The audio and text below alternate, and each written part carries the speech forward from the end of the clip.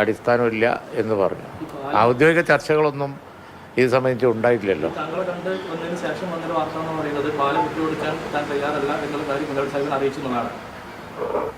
അതെ ഞാൻ പറഞ്ഞു, ഞാൻ കണ്ടു വാർത്ത, അതുകൊണ്ടാണല്ലോ ഞാൻ പറഞ്ഞത്.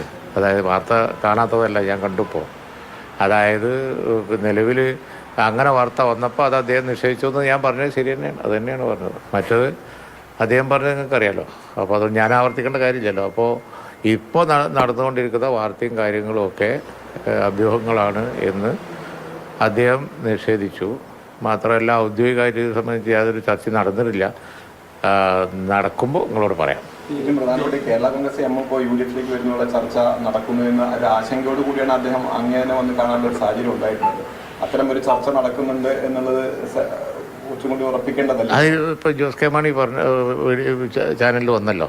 ഞാനും വീണ്ടും വീണ്ടും ആവർത്തിക്കേണ്ട കാര്യമില്ല. അല്ല, ഇത് സംബന്ധിച്ച് ഞങ്ങൾ നേരത്തെ നയങ്ങളൊക്കെ വ്യക്തമാക്കിയിട്ടുണ്ട്. UDF-നെ സംബന്ധിച്ചിടത്തോളം ആശയപരമായി യോജിക്കാവുന്നവരോട് യോജിക്കും എന്ന് പറഞ്ഞിട്ടുണ്ട്. അത് ഒരു വിശാല അർത്ഥത്തിൽ പറഞ്ഞതാണ്. അതനുസരിച്ച് ഇപ്പോൾ UDF-നോട് യോജിപ്പുള്ള പാർട്ടികൾ, വ്യക്തികൾ ഒക്കെ ഒറ്റയും തെറ്റയൊക്കെ ആയിട്ട് വന്നുകൊണ്ടിരിക്കുന്നുണ്ടല്ലോ. അപ്പോൾ പ്രതിപക്ഷ നേതാവ് പറഞ്ഞില്ലേ ഇനിയും ആളുകൾ വരാനുണ്ട് എന്നൊക്കെ. അപ്പോൾ അത് കോൺഗ്രസിൻ്റെ തലത്തിൽ പല നിലക്കും പല ഇനീഷ്യേറ്റീവ് നടക്കുന്നുണ്ടാവുമായിരിക്കും. പക്ഷേ ഏതെങ്കിലും ഒരു പാർട്ടി അപ്പുറത്ത് നിൽക്കുമ്പോൾ അതിൽ അവരെ സമ്മതമില്ലാതെ അവരോട് ഒരു ചർച്ച നടക്കില്ലല്ലോ. അതുകൊണ്ടാണ് അത്തരത്തിലുള്ള ഫോർമലായിട്ടുള്ള ഒരു ചർച്ചയും ഇപ്പം നടക്കുന്നില്ല.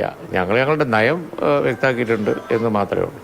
അത് ഒന്നാമത് ഇപ്പോൾ വാർത്താ മാധ്യമങ്ങളിത് വാർത്തയാക്കിക്കൊണ്ടിരിക്കുന്നത് ഇത്തിരി നേരത്തെയാണ്. ഔദ്യോഗികമായിട്ട് UDF-ൻ്റെ ചർച്ച നടക്കുമ്പോൾ ആരൊക്കെ വരും, എന്തൊക്കെ വരൂലേ, ആ കാര്യങ്ങളൊക്കെ അപ്പം അറിയാം. UDF-ലേക്ക് കൂടുതൽ കക്ഷികൾ വരുന്നൊരു ട്രെൻഡ് ഉണ്ട്. അത് സ്വാഭാവികം. കാരണം ഇലക്ഷൻ ഇപ്പോൾ നടന്ന 2 ഇലക്ഷനിൽ പാർലമെൻറ്റിലായാലും നമ്മുടെ പഞ്ചായത്തിലായാലും UDF-നൊരു അപ്പർ ഹാൻഡ് ഉണ്ട്. സ്വാഭാവികമായി UDF ആണ് നെക്സ്റ്റ് എന്ന ഒരു ചിന്ത ഉണ്ടല്ലോ. അപ്പോൾ പല വിഷയങ്ങളും വെച്ച് പല രാഷ്ട്രീയ പാർട്ടികളും UDF-നോടുള്ള നിലപാടിൽ മാറ്റം വരുത്തുന്നുണ്ട്. ജോസ് കെ മാണി പറഞ്ഞുകൊണ്ട് കേരള കോൺഗ്രസ് എവിടെയുണ്ടോ അവിടെ ഭരണമുണ്ട് എന്നാണ് ജോസ് കെ മാണി തന്നെ പറയുന്നത്. ഒരു ചർച്ചയ്ക്കുള്ള വാതിൽ അടഞ്ഞില്ല എന്നാണ് ഞാൻ പറഞ്ഞല്ലോ. ഇത് രണ്ട് പുറത്തും പറയേണ്ടതാണല്ലോ. ഈ അർദ്ധസമ്മതത്തിൽ നടക്കുന്ന കാര്യമല്ല അത്. ഞാൻ ഇതിൻ്റെ ഉദാഹരണം പറയുന്നില്ല. അങ്ങനെയല്ല, ഞാൻ പറഞ്ഞതിനകത്ത് എല്ലാം ഉണ്ട്. കാരണം ആശയപരമായി യോജിക്കുന്നവരുമായിട്ടൊക്കെ ചർച്ച ചെയ്യാനും ആശയപരമായി യോജിക്കുന്നവരോട് സഹകരിക്കാനും ഒക്കെ ആയിട്ട് ഒരു തീരുമാനം UDF എടുത്തിട്ടുണ്ട്.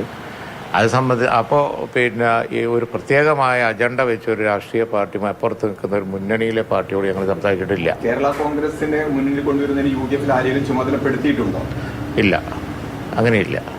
അങ്ങനെയൊക്കെ ഔദ്യോഗികമായിട്ട് അങ്ങനെ യാതൊരു തീരുമാനവുമില്ല. പിന്നെ സംസാരം നടക്കണുണ്ടോ ചോദിച്ചാൽ 2 ആൾ പാർട്ടിയുടെ നേതാക്കന്മാർ കാണുമ്പോൾ രാഷ്ട്രീയം ചർച്ച ചെയ്യൂലേ. ഏത് പിന്നെ മനുഷ്യൻ മിണ്ടാണ്ടിരിക്കുമോ? അതെന്ത് ചോദ്യം?